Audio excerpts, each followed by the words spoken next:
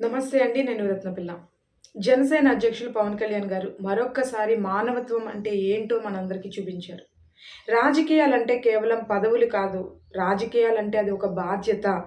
మనుషుల జీవితాల్లో మార్పు తీసుకురావడం అని ఆయన నిర్ణయం అనేది మనకి ఇప్పుడు తెలుస్తుంది. ఎందుకంటున్నా అంటే పిఠాపురంలో ఈ మధ్య జరిగిన చిన్నారుల కథ మనందరికీ తెలిసిందే.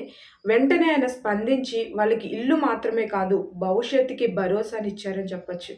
నెలకి రూ. 5,000 ఇవ్వాలని ఆయన నిర్ణయించుకున్నారు. కానీ ఆ ఇద్దరు చిన్నారులకి అది ఆశలా కాదు. అది వాళ్ళకి ఆధారం. అది వారి భవిష్యత్తుకు ఒక బలమైన చెయ్యి అని చెప్పుకోవచ్చు. ఇది ఒక రాజకీయ నిర్ణయం అయితే కాదు. ఇది తండ్రి స్థానంలో ఆయన తీసుకున్న ఒక హృదయ నిర్ణయం అని చెప్పుకోవచ్చు.